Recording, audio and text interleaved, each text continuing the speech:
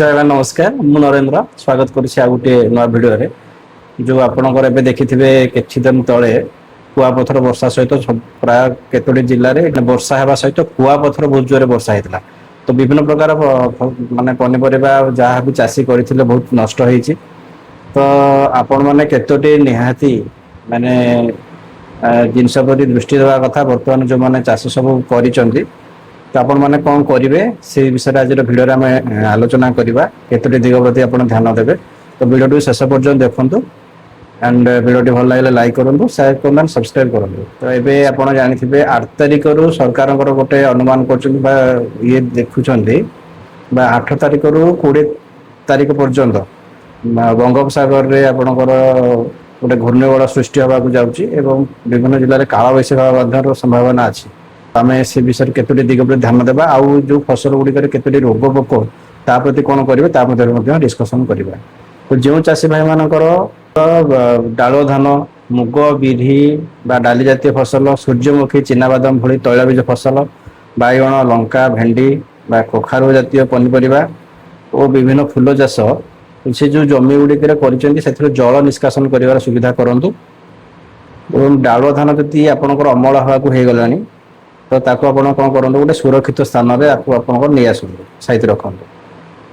And ଜମିରେ ଥିବା ଅମଳ ଉପଯୋଗୀ ମୁଗ, ବିରି, ସୂର୍ଯ୍ୟମୁଖୀ, ଚିନାବାଦାମ ଫସଲକୁ ଅମଳ କରିଦିଅନ୍ତୁ।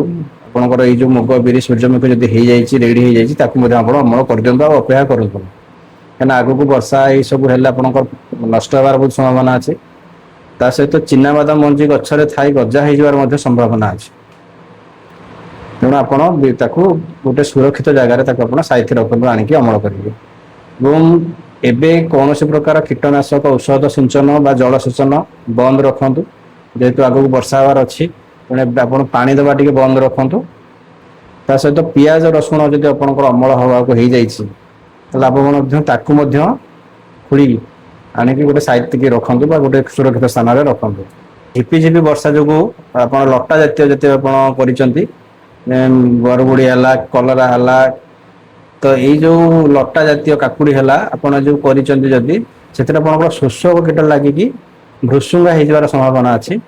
ତ ଆପଣ ଫସଲକୁ ଟିକେ ଦେଖନ୍ତୁ ନିରାକରଣ କରିବା ପାଇଁ ଆପଣ ଫସଲକୁ ଦେଖନ୍ତୁ ଯଦି ଆପଣଙ୍କର ସେଇଭଳିଆ କିଛି ହେଇଯାଇଛି ବର୍ଷା ହେଇକି ପୋକ ଲାଗିଗଲାଣି ଶୋଷକ କୀଟ ତ ଆପଣ ଗୋଟେ କାମ କରିପାରିବେ। ଆପଣ 15 ଲିଟର ଡ୍ରମ ରେ ଆପଣ ମାତ୍ର 3 ଗ୍ରାମ ଥାୟୋମେଥାଜାମ, 4 ଗ୍ରାମ ଏମିଡାକ୍ଲୋପ୍ରିଡ ଏବଂ 4 ଗ୍ରାମ ଏସିଟାମିପ୍ରିଡ ସ୍ପ୍ରେ କରନ୍ତୁ।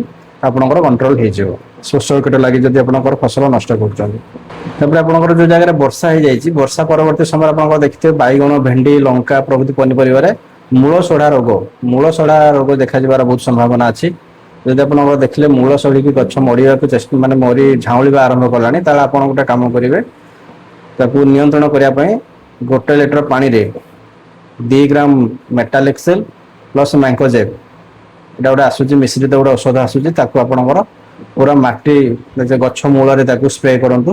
ନୋଜଲ ଟା କାଢି ଦେଇକି ଆପଣ ସେ ଯୋଉ ପୁରା ମୂଳ ଚାରିପଟ ଆପଣ ଓଦା କରିଦିଅନ୍ତୁ, ମାଟି ଭିଜିଲା ଭଳିଆ ପୁରା ତାକୁ ସ୍ପ୍ରେ କରିଦିଅନ୍ତୁ। ଆପଣ ମୂଳ ଶଢା ରୋଗ ଯୋଉଟା ହବାର ସମ୍ଭାବନା ଅଛି ସେଟା କଣ୍ଟ୍ରୋଲ ହେଇଯିବ। କଖାରୁ ଜାତୀୟ ଫସଲରେ ଆପଣଙ୍କର ନିମ୍ନମୁଖୀ ପତ୍ର ଗୁଡା ତଳୁ ପୋଡିବା ଆରମ୍ଭ କରିବ। ଯଦି ଏଇ ରୋଗକୁ ନିୟନ୍ତ୍ରଣ ପାଇଁ ଆପଣ 1 ଲିଟର ପାଣିରେ 2 ଗ୍ରାମ ମେଟାଲେକ୍ସେଲ ପ୍ଲସ ମ୍ୟାଙ୍କୋଜେବ ଯୋଉଟା ଆସୁଛି ଗୋଟେ ମିଶ୍ରିତ ଔଷଧ ଆସୁଛି ଏବଂ ଆଜୋକ୍ସିଷ୍ଟ୍ରୋବିନ ପ୍ଲସ ଟିବିକୋନାଜଲ ଏଟା ମଧ୍ୟ ଗୋଟେ ମିଶିକି ଆସୁଛି। ମିଶେଇକି 10 ଦିନ ଅନ୍ତରରେ 2 ରୁ 3 ଦିନ ଅଦଳ ବଦଳ କରିକି ସିଞ୍ଚନ କରନ୍ତୁ। ତ ଆପଣଙ୍କର ଯୋଉ ପତ୍ର ପୋଡା ରୋଗଟା କଣ୍ଟ୍ରୋଲ ହେଇଯିବ। ଏବଂ ଝୁଡଙ୍ଗ ଯୋଉ ଚାଷୀ ମାନେ କରିଛନ୍ତି ଝୁଡଙ୍ଗରେ ଗୋଟେ କଳଙ୍କି ରୋଗ ଦେଖାଯିବାର ସମ୍ଭାବନା ଅଛି। ତ ଏକୁ ନିୟନ୍ତ୍ରଣ କରିବା ପାଇଁ ଆପଣ 1 ଲିଟର ପାଣିରେ 2 ଗ୍ରାମ କ୍ଲୋରାଥାଲାନିଲ ମିଶେଇକି ସିଞ୍ଚନ କରନ୍ତୁ। ଭିଡିଓରେ ଆପଣ ଯୋଉ ଦେଖିପାରୁଥିବେ ଯୋଉ ବୋତଲ ଗୁଡିକ ମୁଁ ଦେଖଉଛି ତାକୁ ଆପଣ କିଣିକି ଆପଣଙ୍କର ପାଖରେ ଥିବା ଔଷଧ ଦୋକାନରୁ କିଣିକି ଆପଣ ସ୍ପ୍ରେ କରନ୍ତୁ। ଆପଣଙ୍କର ଏଇ ଯୋଉ ରୋଗ ଗୁଡିକ ମୁଁ କହୁଛି କଣ୍ଟ୍ରୋଲ ହେଇଯିବ।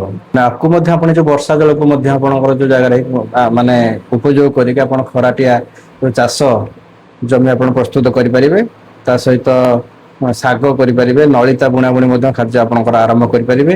ଯୋଉ ବର୍ଷା ଆଗକୁ ହବାର ଅଛି ସମ୍ଭାବନା ତ ଆପଣ ଏଇ କେତୋଟି ଯୋଉ ଜିନିଷ ପ୍ରତି ଆପଣ ଦୃଷ୍ଟି ଦେଲେ ତ ଆପଣଙ୍କର ଫସଲ ସୁରକ୍ଷା ହେବା ସହିତ ନଷ୍ଟ ହେବାର ସମ୍ଭାବନା ବହୁତ କମିଯିବ। ତ ଆପଣମାନେ ଭିଡ଼ିଓରେ ଦେଖୁଥିଲେ ମୁଁ କେତୋଟି ଜିନିଷ ଦିଗ ପ୍ରତି ମାନେ ଧ୍ୟାନ ଦେବେ ସେ ବିଷୟରେ ଆଲୋଚନା କରୁଥିଲି।